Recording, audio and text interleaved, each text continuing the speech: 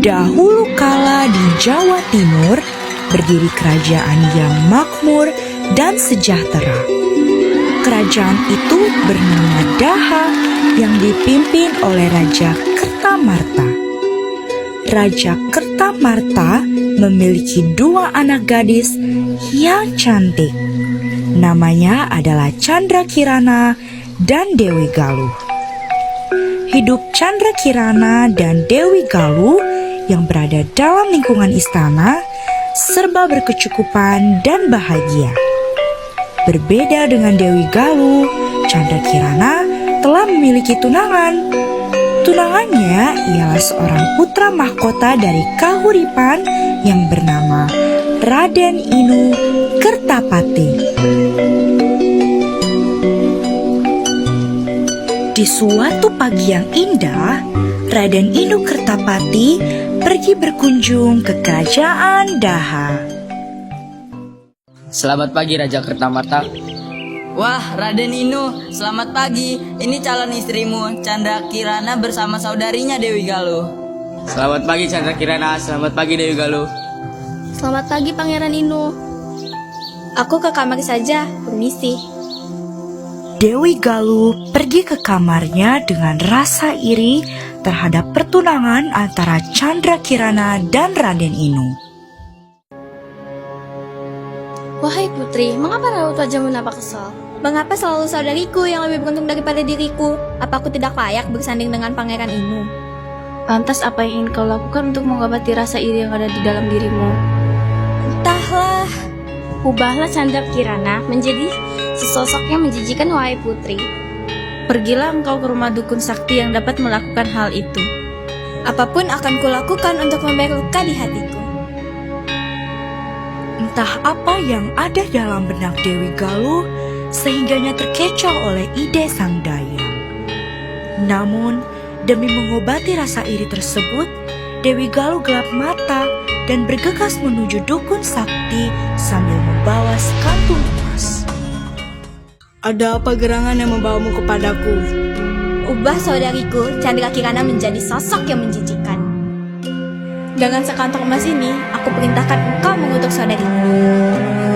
Baiklah, akan kulakukan.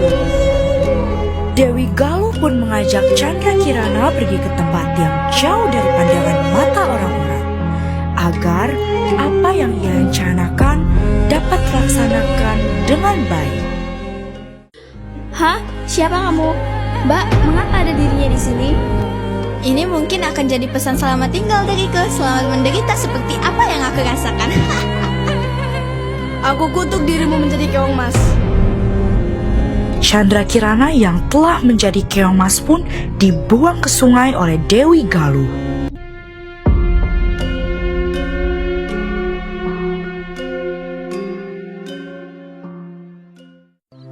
Siang hari dikala seorang nenek mencari ikan, dirinya menemukan sesuatu yang belum pernah sebelumnya ia lihat. Benda apa ini? Aku belum pernah melihat keong berwarna emas sebelumnya. Nenek itu membawa keong emas jelmaan Candrakirana ke tempat tinggalnya. Ia merawat keong tersebut dan menaruhnya ke sebuah wadah. Tanpa sepengetahuan nenek, di pagi hari keong emas berubah menjadi sesosok manusia lagi, yaitu Candrakirana. Hingga di siang hari, Sudah siang, saatnya aku pulang untuk mengisi perut. Siapa gerangan yang memasak makanan ini? paginya nenek kembali mencari ikan di sungai. Ketika pulang, kembali lagi tersaji makanan untuk dirinya. Karena penasaran, sang nenek kembali pulang lebih awal. Nenek pun mengendap-endap memasuki dapur. Siapa dirimu, wahai gadis cantik? Aku Putri Candrakirana, asal Daha, Mbok. Apa yang terjadi dengan dirimu, nak? Candrakirana menceritakan apa yang terjadi kepadanya dan mengatakan bahwa kutukan ini akan berakhir apabila ia bertemu oleh sang tunangan, Pangeran Inu. Entah kapan kutukan ini akan berakhir. Bersabarlah nak, yakinkan dirimu akan ada keajaiban yang akan datang. Sementara itu, di kerajaan Daha, Raja mengetahui bahwa Chandra Kirana menghilang. Kemana perginya putriku? Kalian yang seharusnya tahu kemana ia pergi. Maafkan kami Raja, kami tidak mengetahui di mana perginya Chandra Kirana. Raja Kertamarta memanggil Raden Inu untuk mencari di mana putrinya pergi. Raden Inu, putriku menghilang. Tolong cari dia dan bawa dengan selamat.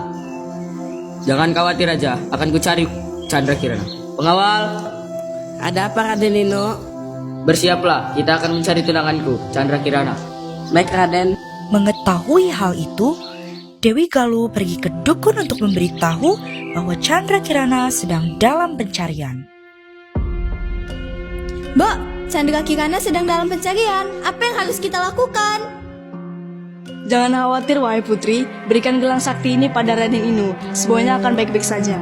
Setelah itu, Dewi Galuh kembali ke kerajaan untuk memberikan jimat itu kepada Raden Inu. Raden Inu, aku ingin memberikan gelang keberuntungan ini padamu agar kamu bisa menemukan saudariku. Terima kasih Dewi Galuh. Semua sudah siap Raden. Baik, mari kita bergegas. Raden Inu dan pengawal pun memulai mencari Chandra Kirana dengan Raden Inu yang menyamar menjadi rakyat biasa. Namun, mereka menjadi kebingungan saat menentukan arah.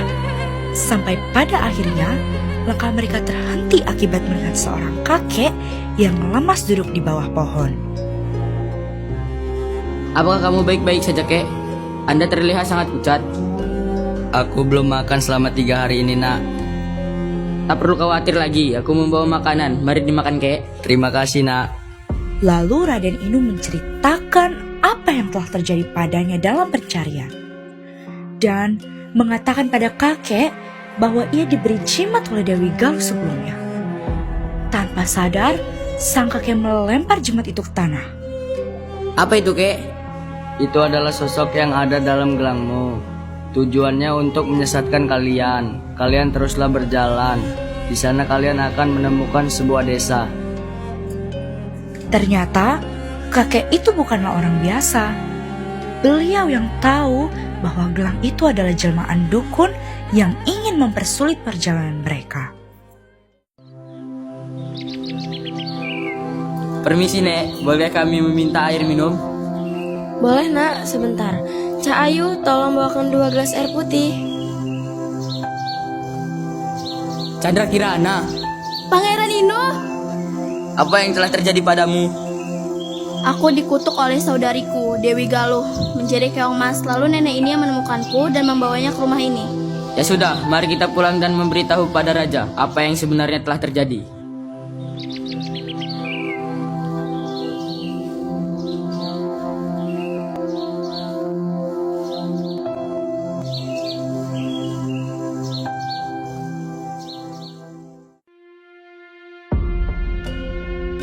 Ayah, Anakku, kamu tak apa, nak? dia yang mengutukku menjadi keong emas. Apakah kamu sudah tidak waras lagi, Dewi Galuh?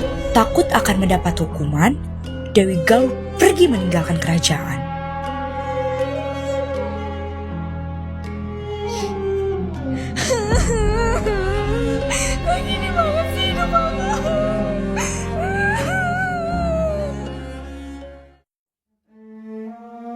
Akhir cerita, Chandra Kirana dan Raden Inu pun menikah dengan bahagia. Dan nenek yang merawat Chandra Kirana pun diboyong ikut ke kerajaan. Rakyat sangat senang mendengar kabar ini. Namun di sisi lain, Dewi Galuh sudah tidak berkabar. Mungkin ini adalah hal yang pantas ia dapat. Tidak ada satupun manusia yang tidak beruntung. Bahkan di hari yang ia sesali sekalipun, ia masih bisa merasakan udara yang bebas meski susah untuk dinikmati. Iri hati adalah noda yang sulit untuk hilang.